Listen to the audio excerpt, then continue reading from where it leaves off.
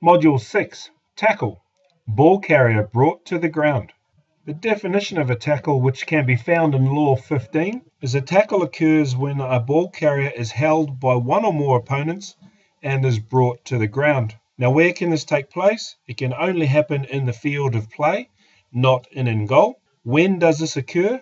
The ball carrier is held by one or more opponents and while held is brought to the ground. How can this occur? The ball carrier is on his knees, or sitting on the ground, or sitting on top of another player on the ground, or the ball touches the ground. Here's a little bit of extra information for you. Opponents who hold the ball carrier, take them to ground, and go to ground with them are known as tacklers, and opponents who hold the ball carrier, take them to ground, but do not go to ground with them are not tacklers, and we call them tackle assists. And here in this slide you can see that 7 red is a tackler because he makes the tackle, the opponent or the ball carrier is brought to ground, and at the same time that the ball carrier is brought to ground, number 7 goes to ground with him. But in these two pictures here, 8 green is a tackle assist, because whilst he effects a tackle and causes the ball carrier to go to ground, he does not go to ground with him.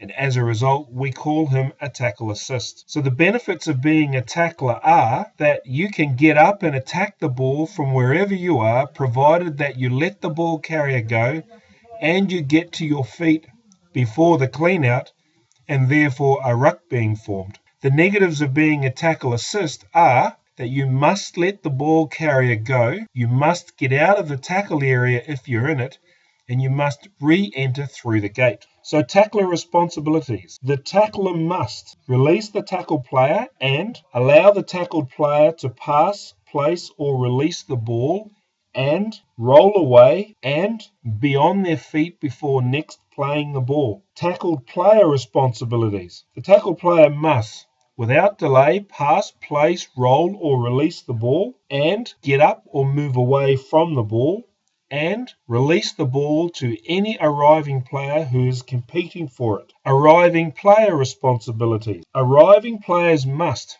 arrive through the gate, be on their feet when playing the ball, ensure their weight remains on their feet, and not have their body supported by the ground or by players on the ground, and they must not intentionally fall on or over players lying on the ground. Now here's some more extras. At a tackle checklist, your objective is for the ball to go in and then the ball to come out. So get yourself in a position to be able to see the ball. And in this picture here, you can see Craig Joubert has taken up a line, what we call the A line. So he's in line with the last most foot of the attacking team.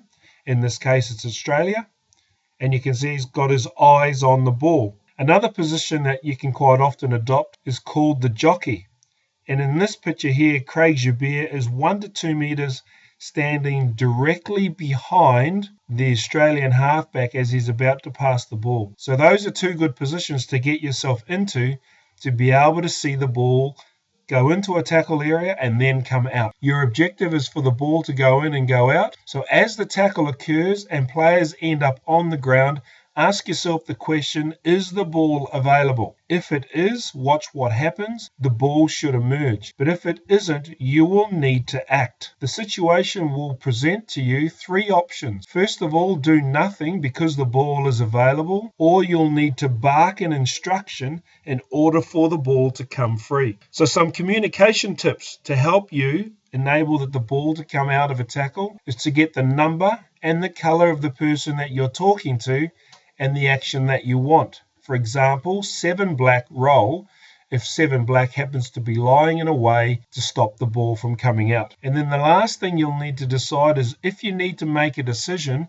you'll have to blow your whistle. And your whistle will either be for a penalty kick or a scrum. So if you're blowing a penalty kick at a tackle, your tackle penalty options are as follows. The first infringement would be for the tackler not rolling away. And in this particular instance, you can see 12 red makes the tackle, but he doesn't roll away, preventing the ball from coming out. So there's the hand signal for tackler not rolling away. Your second penalty option is for the tackle assist no clear release. And in these two pictures here, green 8 makes the tackle assist, but he doesn't release the ball carrier before attempting to gain possession of the ball. So the penalty in this instance would be against green 8, no clear release. And there's the hand signals. Your third option is for the ball carrier not releasing the ball.